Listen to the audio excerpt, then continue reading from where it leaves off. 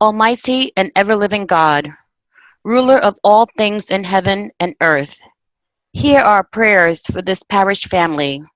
Strengthen the faithful, arouse the careless, and restore the penitent. Grant us all things necessary for our common life, and bring us all to be of one heart and mind within your holy church. Through Jesus Christ our Lord. Amen. Thank you, Edwina, for sharing that prayer. Thank you. So as we continue with our series, we have a series in our diocese that is called Reopening Church Buildings in a New Reality, a series that is mainly directed to lay leaders and clergy. Today's topic is sharing resources and experiences on church reopening.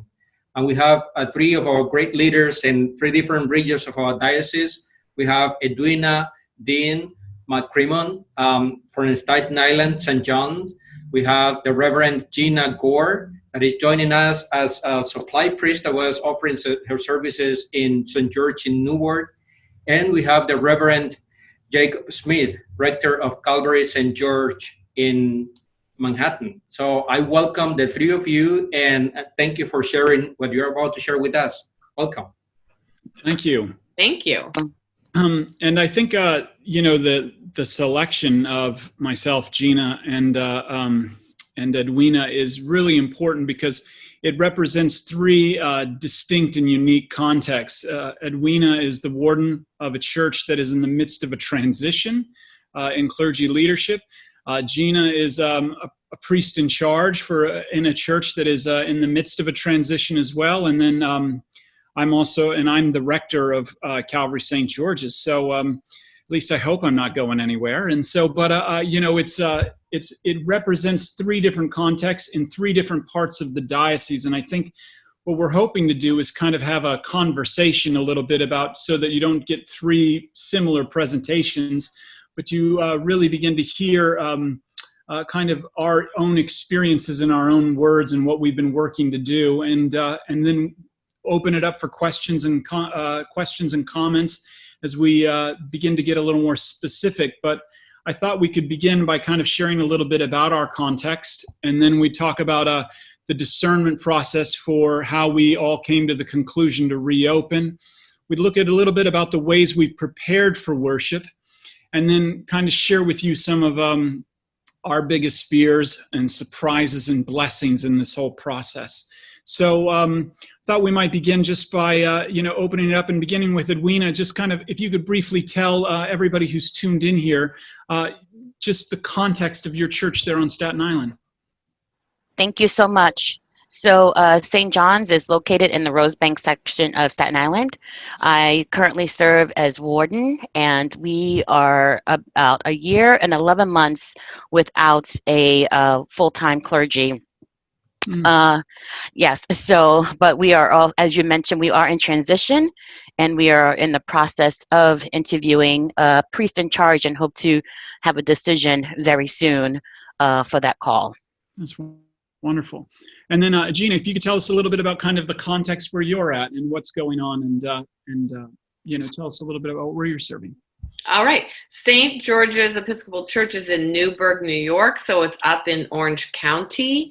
And it is sometimes I hear them self-identify as small. I have thought of them as more of a medium-sized church. And it is a church that has a strong children's ministry and strong lay leadership through the pandemic. And so I have been going up there from Manhattan as of October, but prior to that was leading services Facebook Live since we were sheltering in place since March. Mm. And here at Calvary St. George's, essentially we're right in the Union Square area of Manhattan. And there's two churches in the parish. We have St. George's, which is located on 16th between 3rd and 2nd Avenue. And then there's Calvary, which is on Park Avenue and 21st. And I think all of us, have ridden this thing out really well. And I wanted to talk to you all about kind of the discernment process that your churches went through when thinking about reopening. Remember the first kind of memo that came out was that we could begin in-person worship in July and things like that. And we've all opened in different times. And I'd like to just ask each and every one of you might explain kind of what was the process of kind of in your church, the process of discerning when to reopen and to do live stream versus in person, and kind of the process that you thought about in doing whether you did morning prayer or Eucharist. For St. John's, we definitely made sure that we were in communication with our parishioners by email and also by regular mail, sending out letters and reading and understanding all of the communications coming from the diocese and following those guidelines. When we received the letter that churches could open 25% capacity as of July 1st, our leadership, meaning the vestry, we knew that we were not ready to sort of jump in and do services in person. We had a small group of lay leaders that offered morning prayer by Zoom, conference call, and live stream on Facebook. And so we kept a very small bubble and continued that. We also then sent out a survey to all of our parishioners by mail and also by email. And we gave people some time to really think about, they're coming back. We were also in touch. So we knew some parishioners were ready, and we also knew that some parishioners were not ready. Our demographic, because we do have a senior citizen building on property, some of our parishioners are elderly or have pre-existing conditions. So all of those we took into consideration.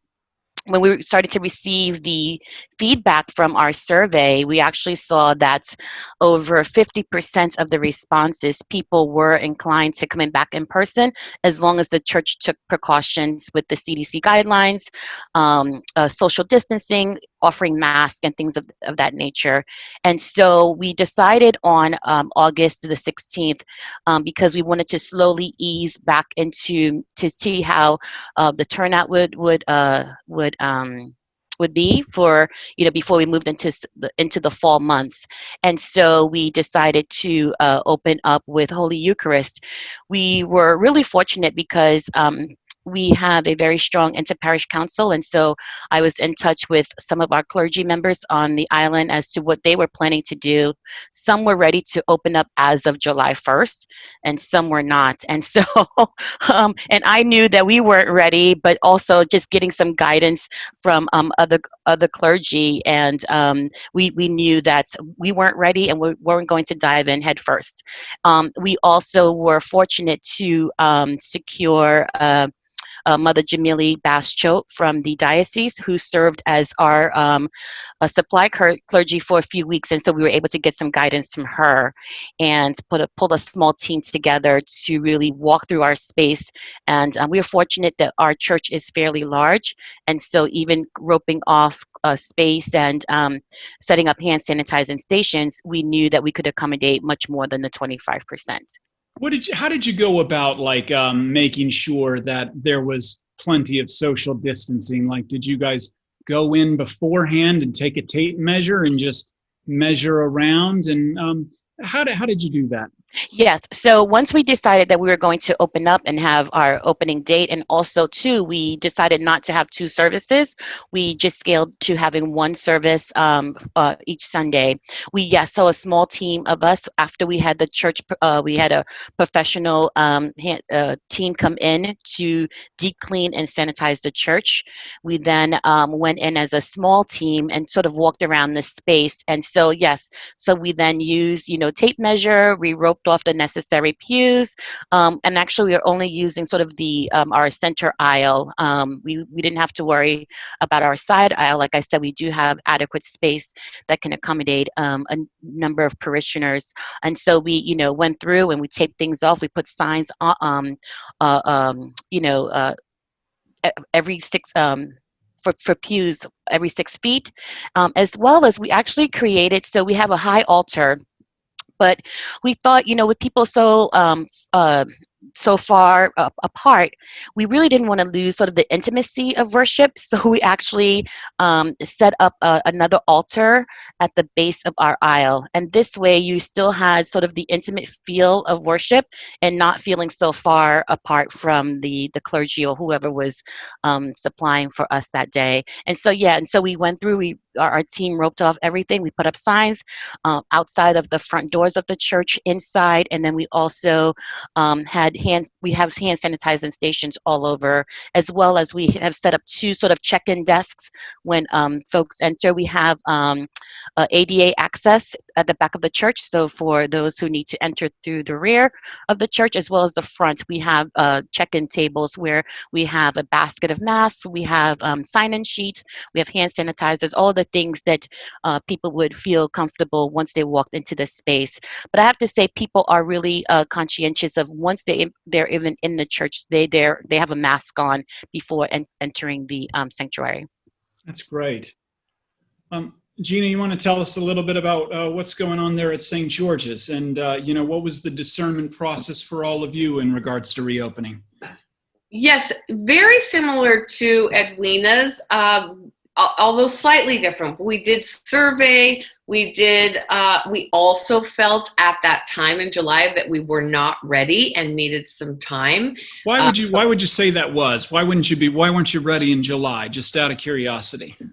Quite honestly, because of the preparations for the actual sanctuary. Nobody having physically been in there practically at all. The cleaning, the preparing, it was just felt, I think, a bit overwhelming. And so we knew that needed a really dedicated team.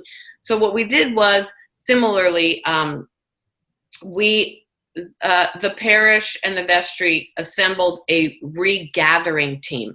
That word is important because we really made sure to not use the word reopening. Mm. We used regathering. We've always been gathering. We're regathering in a new way, in a different way. It's not going to be the same. And so we developed put together a regathering team, and one of our parishioners who is also on the vestry, who is also a physician, is also on that team. So that did help with all the decisions that they made going forward. So it was really the time needed to really assess what are the materials that are needed, what needs to be cleaned, what needs to be taken out. We took out cushions, we took out kneelers, we took out books.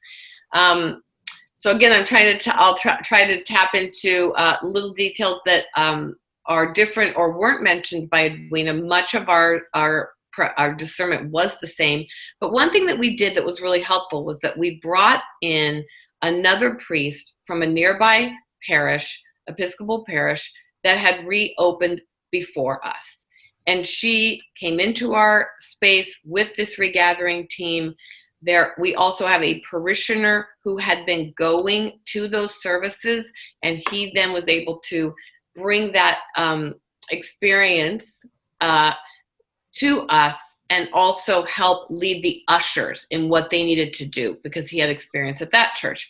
So she took time with us in our sanctuary to look at the space, walk through the space, talk about the details, things that we didn't necessarily think about.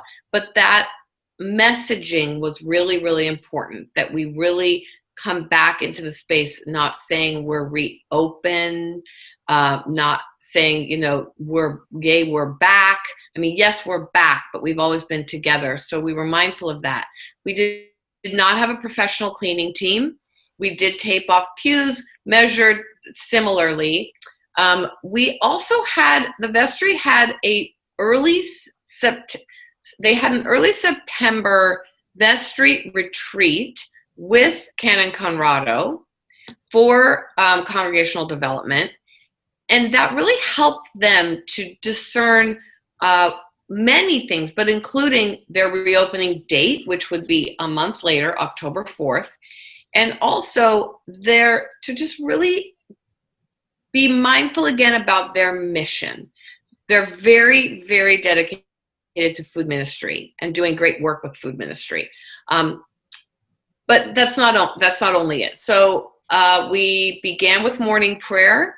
Again, like Edwina's church, not ready to dive into Holy Eucharist. And so we began with morning prayer. for the first Sunday, and then that felt comfortable for myself and the deacon. And so then the very next week, we went to Holy Eucharist for October. And now in November, we are beginning to do an alternate morning prayer, Holy Eucharist every other week. That's really good. Yeah, I think basically that is the overarching kind of way to kind of the discernment process of reopening. I mean, we at Calvary St. George's did a lot of similar things. We basically put together a subcommittee of the vestry, which began to ask the question, is it a good idea for us to open in July? And we came to the decision that in July, it wasn't a good idea for a couple of reasons. One, we didn't want to burn the clergy out. And, and so we decided that, the clergy, we needed to take a break and get some rest. And so before we moved into that whole kind of, the heavy emotion that comes from being in person for the first time. So we decided that the other thing was that it was excruciating. It was terribly hot in St. George's in the summer. And so we decided that we wouldn't do that. But we put together a subcommittee of the vestry who began to ask all of the questions that you've just heard. And we did the same thing. We removed all of the pews, or all of the pew cushions, all of the kneelers, all of the prayer books, all of that stuff, and we had to find places to put them. We went through the church and measured, and what we've done, St. George's is another just cavernous kind of structure. And so, but what, and if we went by the guidelines according to the state, we could fit 300 people, but we really can't do that and keep people socially distanced. And so we had to measure the pews in 6 feet apart. The pews, we did is we established 50 pods, and a pod can hold a pod of up to 5 people, or one single person, or 2 people, but you have to be in the same pod in order to sit there. And we had decided, since that we were doing already morning prayer on a live stream, we would move into Holy Communion and do Holy Communion. And so we administer Holy Communion on Sundays. And what we did is that we did 2 practice services before we officially kicked off, if you will, or regathered in person. And we did 2 practice services where only the vestry, those who were involved in ushering and kind of leadership, were invited. And we pitched those as leadership meetings. And during those 2 services, we had everybody take notes. And what is working, what is not working, how much space do we have for people outside, so that you can begin the process of moving, people inside quickly and doing the temperature checks. It told us right there, those practices, that 2 ushers wasn't going to cut it, and so we did a couple of practices, but that was what became the enabling way for us to discern when we opened. And we opened, we regathered in person September 13th. And we decided to do a Eucharist to prepare for that. Let's see. I have a question. There are some questions popping up. And so the first question is wonder how many churches are using plexiglass at the pulpit and for soloists. Also HEPA filtration, freestanding filtration systems. That's a great question. We don't use plexiglass at the pulpit because we are far enough away. So from anybody, to be hit by any aerosols. And then our church is not using any plexiglass. We are masked always. All of us are as well. We have singing, and we have plexiglass in front of the choir, and they are also all masked and also are wearing plastic visors. So it sounds muffled, but there it is. And then how was the final decision made? I think it was made based on, at least at Calvary St. George's, and this can go to Gina and Edwina as well. At Calvary St. George's, the final decision was made based on the fact of what we could actually handle. When we felt like we could actually do this safely and keep people and really the phrase careful, being full of care.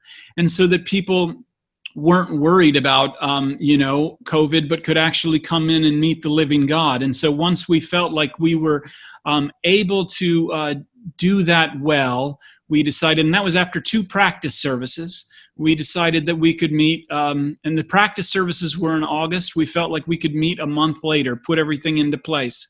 We discerned that we could only handle 1 service as well, because it takes about an hour to disinfect the church if you're having multiple services, and there was just no way we could do that. Nor was there, there was no way we could do that. How about you guys? When did you guys, how did you come to the final decision that we would try to regather in person? Why don't we start with Edwina? So the final decision was really based on our survey, I think we received 90% response on the survey. Our leadership, the vestry, took a look at the survey and in July and made a decision. And we wanted to really, like I said, open up, making sure that we could accommodate, even if it was 5 people or 10 people or 1 person. So we decided to do it in August, where we knew we could handle. We also even explored having Mass on the grass. Our church is fortunate to have a large lawn in front of the rectory, but then we realized that it wouldn't really work because we could no longer live stream outside on a busy, our street is pretty busy. We weren't equipped technology wise to do that. In addition, we wouldn't have had enough manpower to really set up folding chairs, set up an altar. We had actually had Mass on the Grass last year for the entire summer, and that was great because we had the manpower to make sure the chairs and everything could set up, and we had our keyboard, but we weren't live streaming last year. Everyone showed up for church and we did coffee hour outside. So we knew we were limited there.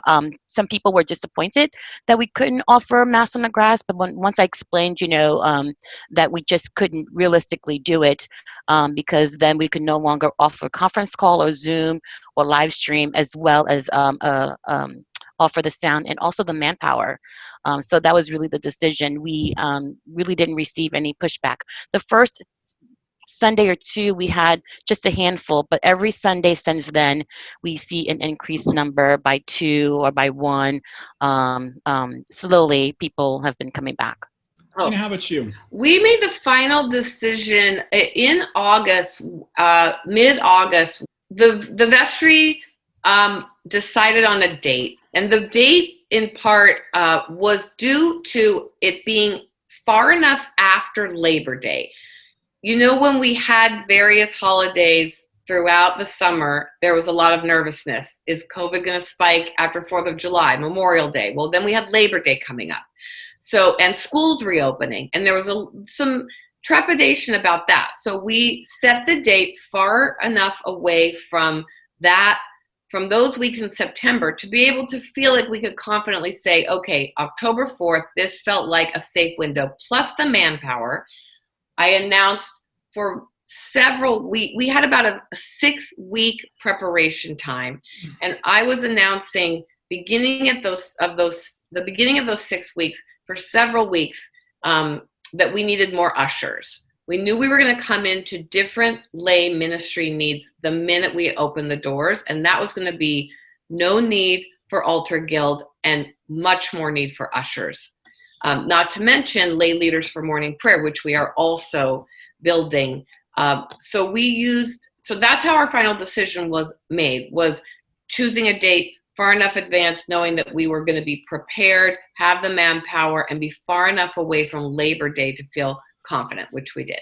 And I would love us to tap into about how many numbers are coming, and Edwina just did. We're having about 20 each Sunday at 10 a.m. It's good. We've had about 105. We've had exactly 105, and that kind of like flows into something very interesting, and that is, so coming to this final. How do you, in keeping people safe, how do people go about once you've opened up? Well, why don't we talk, before we go there, have you communicated the message? And I think we've talked a little bit about that. And I think it's important for us to reiterate that the communication of the message around our gathering, our regathering in person, and things like that. Those phrases.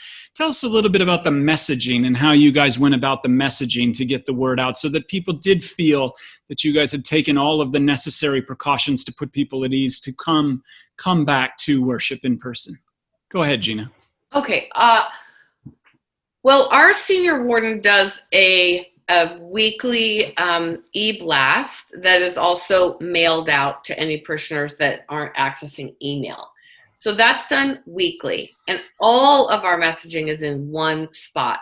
Because we were doing Facebook Live since March, we do put some messaging on Facebook, on that Facebook page, but it's not the be-all, end-all of our communication method. It's really that e-blast, and we are consistently reminding people that if they don't get it or don't see it, that it really is where all of the information is funneled.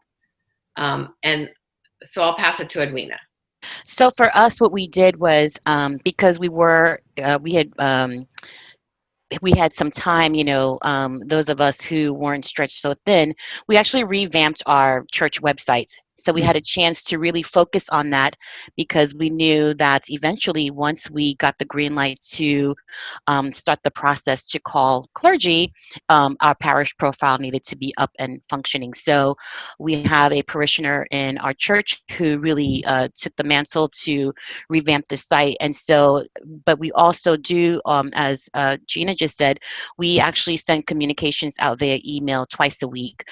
One thing that we found also in this process was we actually started to do evening prayer by conference call, and it is something that we're going to continue to do, and evening prayer can roll into Bible study and all of that. So we do send out communication, and then for our parishioners who are not on social media or do not have access to email, we actually do mailings to them, or we pick up the phone and say these are the dates that we will continue to have. In addition, we set up invitations on Facebook. So whether it's evening prayer or Holy Eucharist, we have invitations, and so we share that as well. And so, actually, Todd just created an IG account for us. So really, communication and with those platforms was what we use and what we continue to use. Yeah, I think that's really good. We send out a weekly email as well. And one of the things that we are trying to constantly communicate is that whether you are worshiping in person or worshiping at home, in person at church or in person at home, that you belong to Calvary St. George's, and you are a member of the Diocese of New York, and you're a member of the Episcopal Church, and that there is no kind of sense of divide here, because I think that is something that can quickly come about. I mean, when we were talking about reopening, a lot of people would communicate, well, what about me? I don't feel safe. Am I still apart? Is this and there could be this kind of, I'm for Paul, I'm for Apollos. I worship at home because I'm being more considerate than everybody else. And, or I'm worshiping in person and I'm braving the subway or whatever it is, and these little things can create quick divides. And so we have really worked hard to communicate that in the midst of this, we are still one body, from home or from the sanctuary, but we are all one body, and that comes across in our e-news. It comes across on our social media platforms, and also, clergy, we pick up the phone. We're on the horn all the time, and just calling in and checking in with parishioners, and making sure, especially those that are home feel loved and feel appreciated, and how much we appreciate that they tune into a Zoom prayer meeting or that they tune in and watch in on live stream. And so that's been very helpful. And so, but I think that that's an important thing to communicate. Let me ask you guys, how are each of your churches handling registration when it comes to attending an in-person gathering? So for us, we've created a link, almost like a Google sign up, through our website, and also when we send out our email blast, we include a link where people can easily sign up. I did experience some pushback from some of the parishioners who felt, they're members of the church. Why do they need to sign up? And we explained, even though we explained in our reopening and in communication, it just really helps us to prepare in advance. And then also too, we have sign-in sheets. So for those who pre-register, we print out the list, and then we keep space for those who are walking in on Sunday mornings without pre-registering. And I mentioned, St. John's is we have a adequate space that we can accommodate. So it really has not been an issue for us in terms of overflow. And how have you handled? Have you seen many walk-ins, and how have you handled it? Really, we have, every Sunday it's about the same number of people who are walking in. They will just come in, they'll sign the sheet, they'll take their bulletin, and they'll sit in a designated spot. We have not had any issues at all. Great. Gina, how about you guys? How are you all handling registration? So ours is really simple and old school. It is calling the church office and leaving a voicemail, or emailing the church office. And we don't also typically take reservations on, or registration, rather, another keyword, intentional keyword use. We don't usually take them on Facebook, although more than once I have seen somebody quickly type on Facebook, "Hi, so-and-so, it's so-and-so, we're coming on Sunday," because they just think that's the quick way that they can get the word out to us. And somebody's seeing it, and it's fine. We've had some newcomers after the first week or two. We've had people that have been coming in the door every Sunday that aren't registered, and same thing as Edwina. It's really no problem at all. And we have, right now, we have plenty of room. How about you? Well, thank you for asking. I want to say that we use a program called Eventbrite, which is available to any organization. And basically there's a link, because contact tracing, and I cannot stress this enough, is so important. Contact tracing is so important. If anybody asks, like, "Hey, well, you got sick, who were you around?" and all of this stuff. So to know where people are sitting is really important. And so what we do is we use a program called Eventbrite, but a Google Docs spreadsheet could work as well, where we basically take your name, we take your address, and then we ask if you have like 4 people coming in your party. You know what I mean? I don't know if you guys saw that great cartoon. It was like an editorial cartoon, and it was like, for Christmas services, and it was like, the best I can do is a pew for 3. But anyway, so we basically have on the Eventbrite, we take your name, take your address, and we take your email address, and then you put in the names of the people coming in your party.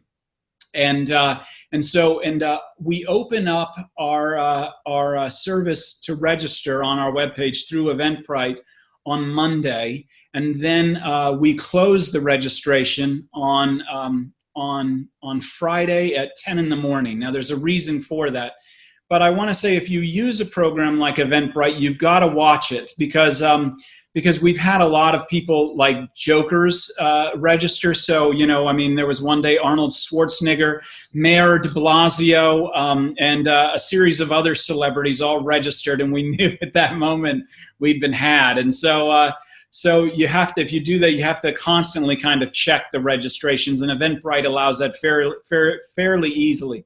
So, but what we do is we close it at 9 in the morning, and then what happens is that we have an outline of our church with the pews, and we place people in those particular sections. So we've numbered all of the pews. So section 4, pew number 13, section 1, pew number 7. And so we place those families all in their spots so that they're socially distanced. No one's going in and picking where they sit. And you can do that through a Google spreadsheet as well. We have a number of, and I think we may actually wind up moving to Google Spreadsheet, because we have a number of elderly people who aren't registering on our webpage. They call the church. And so, and because we've had these jokers, but I'm just telling you what we're doing. So, but you know, you could do that. People call and you register them on a Google spreadsheet and you place them in the assigned pew. We end registration like at 9 or 10 in the morning so that we can place them properly. And then we can deliver that information. We can email that information to our head usher, who then can, you know, figure out and assign people where they're and know what's going on come Sunday morning. But it's really important, and we make sure that really we have room for walk-ins. And what they do is that they go, we have a table always set outside of the church, where then we take their name, their email address, their, you know, all of that. We'll get to the temperature stuff in just a minute. We take all of their information down so that if anything happens, that we have everybody's contact, and we can get the information out to whoever was in the area to keep them completely informed. If there was ever some sort of, like, heaven forbid, somebody got sick or something like that called the church office, we would be able to get in touch with people and contact trace. And you bet everyone's doing temperature checks. We'll get right to that in just a sec. This is just the pre-registration, or we do temperature checks. Maybe not everybody is, but we definitely do. And those guns are so cheap, and those temperature guns, they're so cheap. And it's, you know, everybody likes to have a competition to see who has the lowest temperature before they come in. So you can make a whole game out of it. It's great. So, but that is the main thing, is that you want to make sure that you know who is in your church, and you want their name, you want their email address, and you want their phone number. For that sake. And so that's kind of pre-registration, but that brings us right into kind of, what does a Sunday look like when people start to show up? How many ushers do you have? How do you seat people? What are you guys doing at your churches? So we encouraged people to arrive no more than 15 minutes prior to service. So normally those of us who are service participants, we're there a little bit in advance. But when folks come in, we currently have one usher, and because our church is large enough, but people are creatures of habit, people tend to sit in the same pews. So we have not had any conflicts with people sort of overlapping or sitting, you know, one place than where they were the Sunday before. And but no, we have one usher, and I think with the numbers that we're receiving, it's comfortable enough and it's manageable enough. That's good. Gina, how about you? We you know, gosh, I like that Edwina said we tell people to come not earlier than. In other words, right? Like, let's not foster a pre-coffee hour, you know? So we haven't had to do that, but I like that. We just open our doors, probably easily 20 minutes prior, or 15 minutes. Certainly the ushers are there and ready. We have one or two ushers. We obviously have made it very, very clear that we must have one usher, and if we don't have an usher, or a backup, if we don't have an usher on Sunday, then we will not be having the service.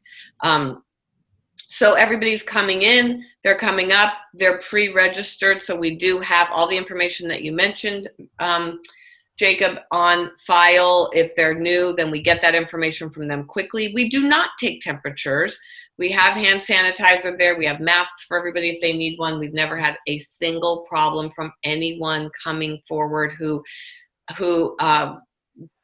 resisted any of our protocols. We have a checklist that we ask every single person, even if they've pre-registered, we're still asking them the same questions when they walk up to the door. And then anyone who's bringing guests, like we did have a baptism, and we had those family members' names, phone numbers, and emails and contact info before they even came in the door, even though some of the family members we had never met. So everyone's coming prepared. That's great news. So basically the way it works for us is that we tell everybody to arrive um, uh, 20, yeah, it's the same thing, 20 to 30 minutes before. We have 3 doors outside of St. George's, and if you have more, so 3 doors, and we have divided A through N on one side, and then A through M on one side, and M through Z on the other. And then we have a table right outside of that on a folding table where a head usher sits, and he or she deals totally only with walk-ins. So basically, we ask our usher team, our service of Holy Communion is at 11 a.m. We ask our usher team to arrive by 10 a.m. And this way we can check in the clergy. We can check in if we have any acolytes, and we have all of those names ahead of time as well. Basically, we ask them the following, the mandated questions. Have you had any symptoms? Have you been around anybody? And what's the third one? Slips my mind. They're there. Have you traveled? Yeah, that's right. And so we ask people all the questions. Have you had any of these symptoms? Are you currently having any of these symptoms? And have you been around anybody with COVID? And then we take a temperature check. So we ask the usher team to arrive at 10, and this is where we basically divvy up the responsibilities. I have found that we need good ushers because I just don't have the bandwidth, nor do the other clergy to bandwidth to deal with it at the moment. And so if you're a lay person tuned into this, I want to encourage you to support your clergy in this regard. And everybody arrives, and we divvy up the tasks. We have a head usher who's in charge of check-ins, and then we have one person who does the temperature check, one person who asks the questions, and then one person who seats a person. And so everybody, and this keeps the flow moving. You can't have one person do it, especially as we move into the winter. You'll have people outside and they won't stay. And so, so if you've registered, there's a person your name is Smith, you go on the north side door right there, and there's someone who takes your temperature, Jacob Smith right here, a pot of 5. Wonderful. Have you had any of these things? Check, check, check. And then we have our guiding usher, Tete Marteau. And Tete, please take them. They're sitting in section 1, row number 14. And it moves them there right away. And we find it gets the line moving. We've had a couple of people roll up and, like to push the bruise a little bit. And so, one parishioner, he loves to push my buttons, and God bless him. And every clergy person has one of them. And, and he came and he said, listen, Jake, I need the section where I don't have to wear a mask in this church. And I said, well, that's the live stream service. And so we'll see you there. And so, but you can't come in. And, but we provide masks for those who don't have it. We have hand sanitizers and everything. But like I said, the temperature checks, if you do it like a game, we're just, we're figuring out the questions. We have one wonderful parishioner who's an amazing usher, and so he'll ask the 3 questions, and then he'll ask a 4th.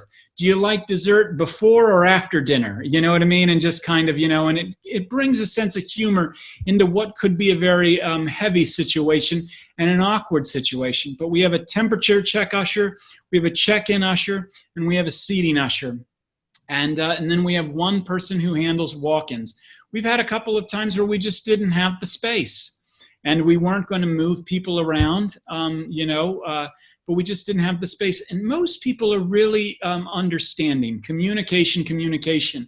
We had a family drive in and from Brooklyn, and we began to ask the questions, and they had a teenage son, and they were like, do you have any of the symptoms? And the son right there, he didn't ask that question when they left Brooklyn, but was like, yeah, I feel a little warm. And we were like, we're so sorry, we can't let you in. When we did the temperature check and he was a little warm, we're so sorry, we can't let you in. And so the mother stayed, and the father and the son walked around. But if you're communicating what you're about, communication, 97% of people are with you, and we're all in this together. And so we found people are very cool about that. And so, but that is basically how we've been managing kind of our usher protocol. Let me ask you guys something about morning prayer and Eucharist. How are you handling that? And what are you? What? Maybe let me ask you really quick before we go to that. What pushbacks are you guys seeing? Are you seeing any pushbacks or anything like that? Well, we're seeing a pushback on that very topic. On what topic? On the topic of communion. So yeah, well, why don't we talk about that?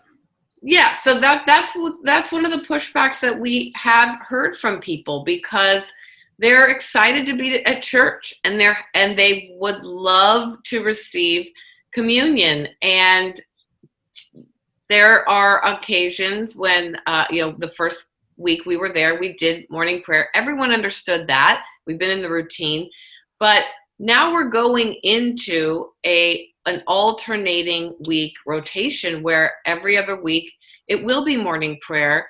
And the reason for that is to help prepare this parish and their lay leadership for their call of a part-time clergy person who will be there every other week. And so it's already working in that lay leaders are stepping up, but that's been what's been hard is some of the parishioners feeling like, if I'm in church, I want communion, and there's a priest here, and why aren't we getting it? So that's a whole conversation to be having and teaching about and messaging about and communicating about and learning together. Lena, have you had pushback? Not for morning prayer or Holy Eucharist. So as I mentioned, we did morning prayer for the majority of the time we were closed, and really just started moving into Holy Eucharist when we moved in person. And because we are a church that is in transition for clergy, we also too have relied and have been supported by Supply Clergy. There are actually two clergies that I lean on closely to help with our rotation, so that we have someone there on Sunday at 9 a.m. However, on the Sundays where we know I know that they're not available, or I'm not able to get someone else, we definitely offer morning prayer, and that is supported by the lay leadership of the church. And so we have not received any pushback, and people do understand that with morning prayer there is no communion, so it's worked out fine. I actually have a burning question about this. And Sure. I wonder if you've heard from any of your parishioners who are staying at home and watching you on Facebook Live and not coming in, if when you have morning prayer, and I wonder this for our parish as well, if when we do have morning prayer in the church, it makes them, it lessens that divide that Jacob was talking about earlier. It makes them feel like, oh, we're all in the same service. There's not something that they're getting that I'm not getting. But for us, we do offer morning prayer in the church. So the church is, so you can come and you can participate. No, that's what I mean. Right. Yeah. In the church, but that then those who are at home watching, as opposed to when you have Holy Eucharist. Oh, I see that they're not missing out. Live. Yeah. How do they feel? I have not received any pushback from that. I mean, for parishioners who are not yet comfortable with coming back, and I'll get a text message and I say there's no pressure on anyone who is not ready to come back, and there is no there's no, we're not patting those who are coming in person on the back and say, oh, great job. It's a comfort level with everyone, and you have to meet people where they are, and not make them feel guilty that they're not coming, or not make them feel guilty if they decide to do service online. So it's really being able to stay in touch and kind of understand. As I mentioned, we have a number of parishioners who are seniors or may have a pre-existing condition, and so we wouldn't want to put those types of burdens on them. Yeah, and I think that's Edwina, I think you hit the nail right on the head. It's communicate, communicate, communicate. And whether you're at home or whether you're in person, we're all working this out together, and we're all walking together as a body. And now more than ever, we need to be together.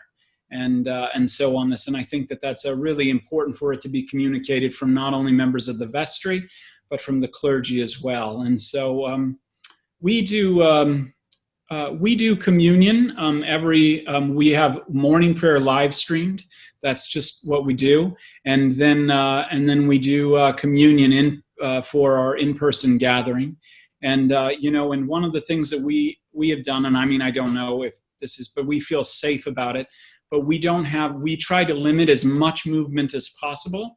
Once you're in your pew, you're in your pew. So we are only serving communion in one kind, as Bishop Dici has told us. And so we deliver communion to people in their seats. And some folks were like, I miss walking up. And I'm like, that's great. But guess what? Jesus is coming to you. And so, we give everybody, we're like, this is fine. And we're just Jesus is coming to you. So everybody, after 2 times of that, everybody was kind of cool with it. And so we administer communion. But I think also, like Mary Poppins said, a spoonful of sugar makes the medicine go down. Don't be afraid to, hey, listen, Jesus is coming to you. Hey, what do you like? Dessert. We're not making fun of any of the pandemic, none of that. And we're not taking away them the serious, but we're adding a little levity just in the personal relationship there. Do you take dessert before or after dinner? And so, but that's been amazing. And then we all receive communion when we say the gifts of God for the people of God. Take them, they almost become kind of the words by which we all receive together. And that has really, I think, built a bridge, and has really reinforced the concept of the priesthood of all believers in that regard. So the gifts of God for the people of God, and we all receive communion. Let me ask you, as we kind of move before we go to thanks, Amanda. That's great. And let me ask you guys, just as we kind of before we open it up for questions, and kind of like fears and blessings here, and kind of divide life up into that. What were some of maybe your biggest fears about reopening, and what have you seen as some of the biggest blessings in reopening, and what are some of the biggest surprises maybe that you've seen in this process of reopening? Edwina, why don't we begin with you? Sure. I think, this pandemic has really taught us a lot. Definitely, I think the parishioners and even the leadership, we've all stepped up in a way that I don't think we realized that we could handle. I definitely had some days where I was feeling overwhelmed or stressed, but able to tap into the resources that the congregational development team offered, as well as speaking to other clergy and making sure that I'm taking care of myself and taking a break. But some of the blessings that I think we have found is definitely we know that we are the church, whether we're in the physical building or we are in our individual homes, and that's something that definitely has been spotlighted. We continue to be a community where we make sure that we check on our seniors or those who may need assistance, whether it's grocery shopping or bringing them a meal. We've actually created one of our vestry members sort of coordinates and make sure that for those who have a need, that we try to communicate, and people have stepped up to make sure that they meet the need if they can. In addition, we found that we offer evening prayer every Thursday night at 7:00, and people actually look forward to gathering. It was funny when we first started to do evening prayer. I was actually feeling a little disappointed that we only had like a handful. I want to say maybe 3 or 4, and then I was reminded, where 2 or 3 are gathered, God is in our midst, and so we average at about 15 to 18 people every Thursday, and then we also rotate who leads evening prayer, and so we've seen definitely a desire for those whom I'm surprised and would not have thought that they would want to step up. They have really stepped up to really lead and then offer some reflections, say on the readings, and opening up conversation on how everyone is doing, and sort of do a check on everyone on the call. And not everyone, I realize too, not everyone is very vocal on evening prayer, but I do get a call report so I can see who is joining the calls on Thursday that normally wouldn't attend maybe an in-person Bible study. So that's definitely where I see the blessing is coming from. One thing that we have not decided to do just yet is have a coffee hour. That has definitely been one of our ministries that is strong, and we just feel that we're not there yet to offer a hospitality hour at this time for our seniors as well as our parishioners, but definitely people stepping up and wanting to be of service and offering their gifts and their talents during this time. So I think that's what has happened for us. That's great. Thank you. Anything, Gina, you want to say about biggest fears, biggest blessings, biggest surprises? Yeah. Oh, sure. Biggest fear? Two things. One, that we wouldn't have an usher on any given day, even if somebody got sick, and then what if the backup got sick? That hasn't happened. But really my biggest fear is around technology. We could have a whole session on technology. But we are very simple. We use an iPhone or an iPad on a tripod, and I go on and I test it beforehand and make sure that it's working. And we have had glitches. We had one on Sunday. It happens. So that's my biggest fear. But I also, we do our best and it happens. We've had some problems, but it's also, it's getting better. What I learned is that my biggest fear has also surfaced as the biggest fear for lay leaders to step up and lead morning prayer, is that they are worried about the technology. They are not worried about their ability to lead morning prayer. It's that they're like, I can't deal with the tech. So we have a training session and we walk them through it. And we now have, this is a blessing, we now have 2 new lay leaders who are going to lean into leading morning prayer. But one of the greatest unforeseen blessings is that we have a new parishioner that started coming on Facebook Live during the pandemic that nobody met. He had not set foot in our church ever until last week. And then he came in person, and he is now volunteering to be both an usher and a morning prayer leader. And I mean, that is, look, if there's only one, God bless him. We are thrilled beyond words, and we know that we're growing, but it's that technology piece. It can be daunting, and it can be overwhelming. So we just keep it simple, and we do our best. And, I know that your situation is different, Jacob. So please chime into yours.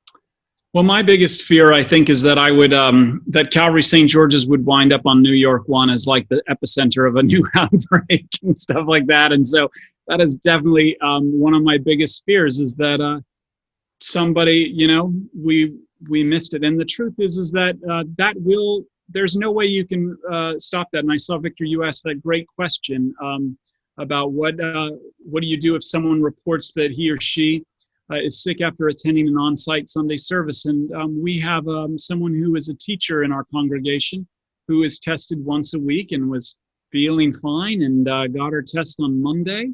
And that test came back positive. And this is, once again, why you need everybody's phone number and address, because we were able to then get in touch with everybody that was around that area and say, you need to know this, and that this happened. And then we asked those particular people not to come back for 2 weeks.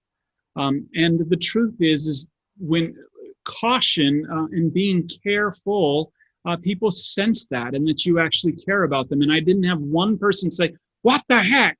That's what was my biggest fear. I had everybody, like, there might have been a brief pause on the phone, and then my heart was racing, but people were like, thank you so much. And you began to see, and then we were able to, people were able to get tested, and guess what? It came out as it was a false positive.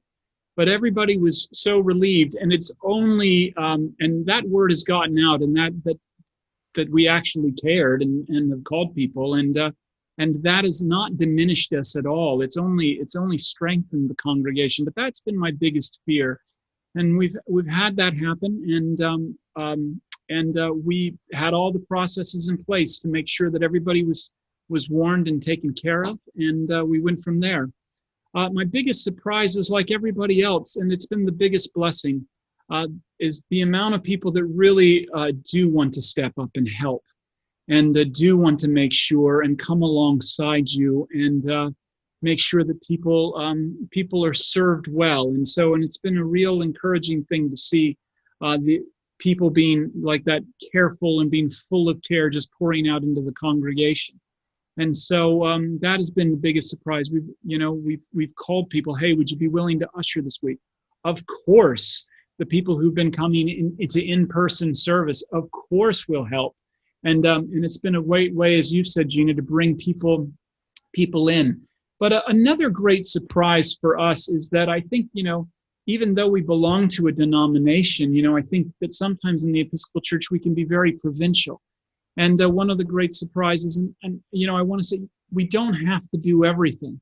I'm a huge fan of the Marvel comics and the Marvel movies, and if you know anything about the Avengers, they are the superhero team when the villain is too big for one superhero.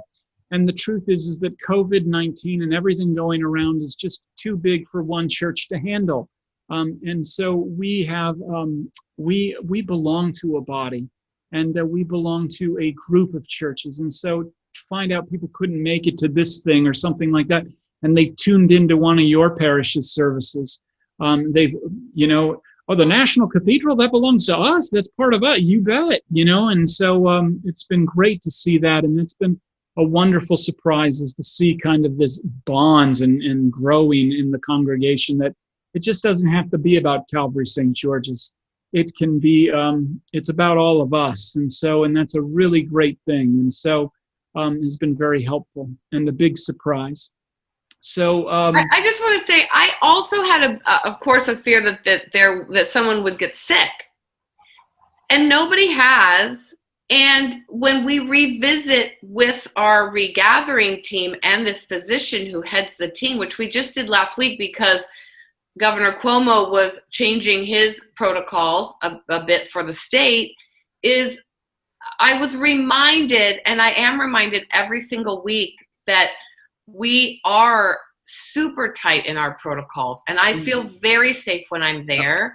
And so that fear really quickly went away. I did have it before we came, but literally after the first time we were open, and Edwina, I don't know if you feel the same way, but that fear went away because I felt so confident in our preparation. I agree. I would sense that too, like now that it's it becomes like, it's become second nature as we've kind of worked through it. Edwina, what do you think? Yeah, I was going to say we have a routine down packed, and we have kept really. You were talking about the movement, but we've kept the service participants to our bubble, as you know, and so right now we, as Gina mentioned, we don't really have to have the altar guild in the church before we try to limit, from Sunday to Sunday anybody going in and out of the church, or if they do, like our organist or our pianist, making sure that they're masked up. And so, yeah, I do. I am comforted after, being in church every Sunday for the last few months. And my fear, of course, was because, like I said, we have a population of seniors, but we are finding those who know that they're not ready, have not ventured out into church. And what we're watching right now, as cases are rising, especially in our zip code where our church is 10305 on Staten Island, just making sure that as we watch those numbers and being able to make a call to either cancel service, in-person service on a moment's notice, we've put those protocols in place. So that's great. That's great.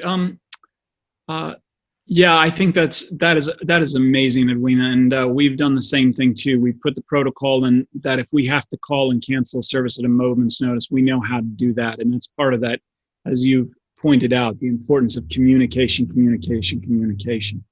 I think I think we might want to open it up to questions, Victor, if that's and then we can take some questions, and then we'll have some final thoughts and see where we go. Is that all right, Victor? That would be great. Yes. Great. So welcome any questions that you may have at this moment. Yes, Vicky? Okay. And this sounds like a funny question, but I have people in my congregation who I know are at risk. And I know they're going to want to come. And I have two wardens who will not come. I have the majority of people who are wardens would not come. And the people who want to come are people I'm really worried about. So do you tell anybody they shouldn't come, or do you just leave it up to the Spirit and, that whatever happens, happens? A funny question, but. Well, like I said, that is a great question. And I think, like we said earlier, if they are wearing a mask, they've hand sanitized, they've answered all of the questions, and their temperature is not a fever, they can come in. And if they show a fever or they've got the sniffles, they can't. And so that's our discernment. And so but I don't personally. I mean, there's some definitely. I mean, we've got one guy who comes and we put a mask on him, and he's great. And he makes me nervous. I mean, but that's mostly just going up the stairs. But that's where I'm at. So. Same for us. We have not had to turn anyone away or say you can't come. And so, but I think it really will depend from Sunday to Sunday for folks who are ready to come, and give them that opportunity as long as they're covered up, and have and they're fine. We do not restrict anybody. Yeah, I wouldn't say anything. We had a much older retired priest come. His son brought him, and I it certainly made me concerned. But I've since talked to his son, and same thing. They were masked up. They had their own pew. They were distanced, and I think unless these are people who aren't going anywhere. I feel like it's about as safe as as it can get. And it's their decision. Mm-hmm. I've been working with all reopening, regathering, whatever name we want to call it, and we have made a decision last night at our vestry meeting not to reopen until we believe it is much safer, given the spiraling that we're seeing here on Staten Island. And this certainly has been, we've had a survey in the parish, and they've told us 65% of the people who responded said they prefer Zoom at this particular time. And so we're following that, but there is a small segment who wants to get back into the church. And so it is this tension that we're working with now. But given the advice of the committee, I have two medical doctors on that committee who are given up-to-date CDC information. And so given our population, we have not reopened yet. And so I don't foresee that we're going to be reopening until probably sometime in the early of 2021. And so we're now planning for all of our services through the remainder of the year on Zoom, because they think it is the safe and careful. I think Jacob said it right, full of care for those who are part of this community, which is relatively aged. So we're doing that. I mean, I've not had communion now in 9 months, but I certainly believe that it is the safety and care of these of our people. Communion will come, and but we're enjoying. I'm having people from North Carolina, Virginia, joining us some Sundays for worship. So it has expanded the boundaries of our worship experience. So I'm okay right now. That's great, Trevor. You know, Yeah. Trevor, I want to comment on that. And I think it is very careful. We had a few parishioners that were really ready to come back in person before we were. And one of them went elsewhere. Well, it ended up benefiting us greatly because he learned a lot from this other church and then came back and has since helped us with our reopening. Another one, I don't know what he did, but he just said, this online business is not doing it for me at all. But the minute we opened, he was there, and he's been there every single Sunday. So I think you do what is best for the parish and trust your instincts on that. You know Absolutely. that. I think it's a cool when you do reopen to think about things, not only the timing, the ideal timing. So, for example, we didn't just choose September 13th arbitrarily. We chose that date because that is historically like a gathering Sunday at St. George's, and a homecoming Sunday, and so we chose that date specifically. And I think for folks who are discerning when to go back into places, you do that. Don't just randomly pick, the third Sunday in January. Pick a feast day and turn it into a real celebration. You know what I mean? Gathered around the baptism of Jesus, or one of the great events of the season of Epiphany, or as you move into Lent, whatever that may be. But I would say, because it's a big deal for people. I mean, not to have communion for 9 months, as you said. I mean, the first of all, when I celebrated communion, I fumbled all over it was like I was fresh out of seminary. And then 2, I could hardly not cry. And it was so overwhelming. And then, I was like, we're all going to take this together. And then I took it. You know what I mean? It's a very like emotional thing. And so, and for a lot of people, it'll be an emotional thing for you. It'll be an emotional thing for the people when they come back, but it will be a powerful bond that no one will forget. And so I would suggest, like a suggestion, to pick like a feast day or whatever it is, take that gospel reading and, Nicodemus Sunday or whatever it is, and go from there. Jacob, I'm not sure if you knew Father Percy Braffett. Yeah, I was at his funeral. A great friend. Yeah. Right. A countryman, a good friend of mine as well. So I know Calvary St. George a little bit. I've been there a few times. When Percy was there as an assistant, or the vicar of St. George's. Yeah, absolutely. Yeah. So I think we are reaching an end to this moment of sharing these important resources, and this is something that I believe is becoming more real now. In some places, as we were mentioning at the beginning, some people are now regathering in their worship spaces right now because they have closed their outside services. Some others are just fresh on this and say, we need to come back. We need to regather again.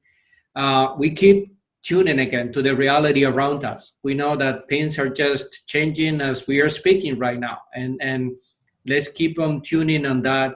And something that I believe is important at this time, and I think Jacob was bringing us to that, is thinking about this as one body. We are one body. And again, is the church, is whatever place we are. And we know who is the head. And that is what is keeping us moving ahead. And I think something that is important at this moment as well is to pray for each other. Something like create a discipline of having the list of different churches around the diocese and pray for each one of them, because it's something that will remind us that we are on this journey together again. So thank you, Jacob. Thank you, Gina. Thank you, Edwina, for sharing with us your resources, your experience, and something more will come up. There are some great resources that Jacob is going to share with us. We are going to be posting those ones on our website as we continue on this journey as well. So thank you and have a blessed. Thank you. Thank God you for bless the you. Thank you, invitation. everybody. Mhm. Bye now. Thank you. Thank God you. bless everyone. God bless.